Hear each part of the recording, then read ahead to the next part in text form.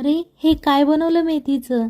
जर तुम्हाला रोज तीच तीच मेथीची भाजी खाऊन कंटाळा आला असेल तर तुम्ही अशा प्रकारे ला सुद्धा देऊ शकता. इतकी टेस्टी ही रेसिपी आहे.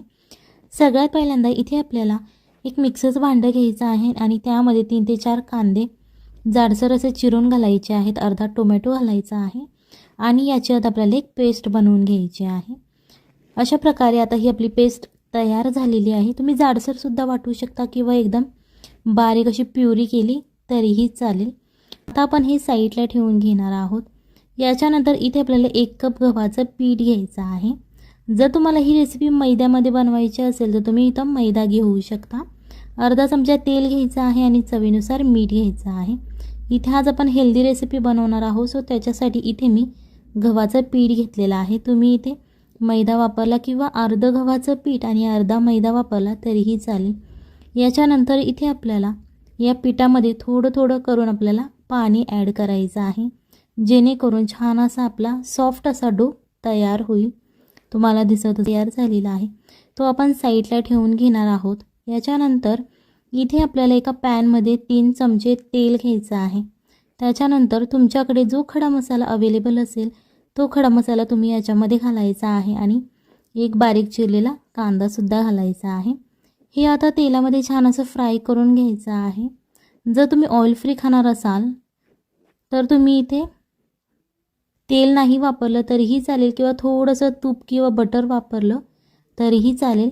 याच्यानंतर आपण जी टोमॅटो आणि कांद्याची प्युरी केली होती ती आता आपल्याला यामध्ये घालायची आहे आणि या कांद्याबरोबर हा जो मसाला आपण घातलेला आहे तो सुद्धा छान असा फ्राय करून घ्यायचा आहे, जेणेकरून यामध्ये जे पाणी आहे एक्स्ट्राचं ते निघून गेलं पाहिजे. अशा प्रकारे तुम्हाला हा मसाला कोरडा होईपर्यंत अशा प्रकारे तुम्हाला हे वाटून घ्यायचं आहे.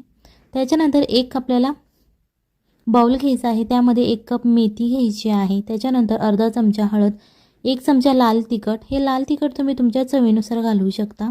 चवीनुसार मीठ घालायचं आहे. त्याच्यानंतर 1 चमचा गरम मसाला आणि अर्धा कप आपल्याला यामध्ये पाणी घालायचं आहे. हे मी साधंच पाणी घातलेलं आहे. त्याच्यानंतर हे छान असं मिक्स करून घ्यायचं आहे, जेणेकरून आपण जे मसाले घातलेले आहे ते एकजीव होतील आणि छान असं हे मिश्रण तयार होईल. ही रेसिपी तुम्ही नक्की एकदा घरी ट्राय करा, आपल्या फॅमिलीला खाऊ घाला आणि मग मला कमेंटमध्ये सांगा कशी झाली होती. आता फ्राय करायचा आहे, जेणेकरून तेल सुटायला लागेल तेव्हा तुम्हाला हा फ्राय करणं थांबवायचं आहे. त्याच्यानंतर आपण जी मसाल्याची प्युरी तयार केली होती ती प्युरी आपल्याला यामध्ये घालायची आहे आणि छान असं ते फ्राय करून घ्यायचं आहे. ही रेसिपी करायला सोपी आहे आणि थंडीमध्ये सुद्धा तुम्ही ही रेसिपी ट्राय करू शकता, कारण मेथी थंडीमध्ये खूप मिळते. सो तेव्हा तुम्ही ही रेसिपी नक्की ट्राय करू शकता. यामध्ये 1 ग्लास पाणी घालायचं आहे आणि छान अशी आताला उकळी आणून द्यायची आहे. तुम्हाला दिसत असेल बघा.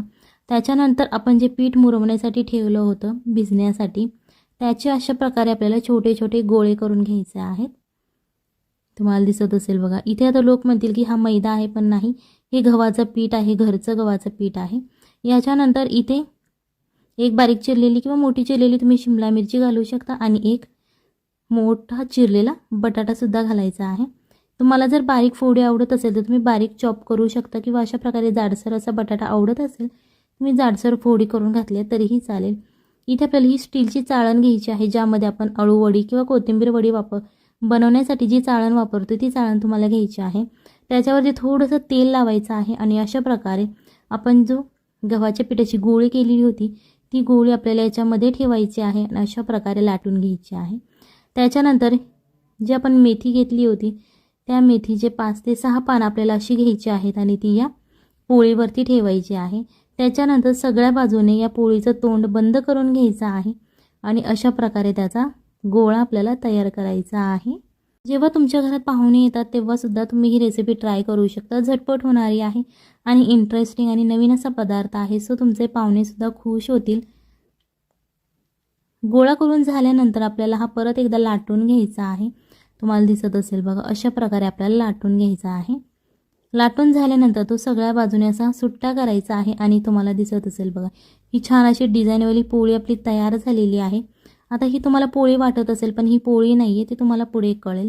त्याच्यानंतर तेल गरम करून घ्यायचं आहे आणि आपण जी पोळी तयार केलेली आहे ती अशा प्रकारे उलट्या बाजूने यामध्ये तेलात सोडायची आहे. ज्या बाजूने पोळीला डिझाईन उठलेली आहे त्या बाजूने तेलात सोडायची आहे, म्हणजेच ती बाजू आपल्याला पालती करायची नाही. अशा प्रकारे वर अशी दिसली पाहिजे, अशा प्रकारे ती तेलामध्ये सोडायची आहे. मध्यम आचेवरती तुम्ही ही पुरी फ्राय करू शकता. अशा प्रकारे ही पुरी तुम्हाला तेलामध्ये फ्राय करायची आहे. जर तुम्ही तेल खात नसाल, तूप खात असाल तर तुम्ही तुपामध्ये फ्राय केली तरीही चालेल. खूप छान याची चव लागते, क्रिस्पी अशी लागते आणि एकदम छान अशी मेथीची चव येते. सो अशा प्रकारे ही पुरी आपली तयार झालेली आहे. अजून आता आपली अर्धी रेसिपी बाकी आहे, म्हणजे थोडीशीच बाकी आहे. ती म्हणजे फक्त तुम्ही आता हे सर्व करायचं आहे छान असं प्लेटमध्ये आणि तुम्ही हे खाऊ शकता. अशा प्रकारे ही छान अशी मेथीची पुरी आणि ही जी आपली भाजी आहे तयार झालेली आहे. तुम्हाला दिसत असेल बघा, खूप छान अशी दिसायला ही पुरी दिसते. ही रेसिपी तुम्ही नक्की एकदा घरी ट्राय करा, आपल्या फॅमिलीला खाऊ घाला आणि मग मला कमेंटमध्ये सांगा कशी झाली होती. चला तर मग बाय.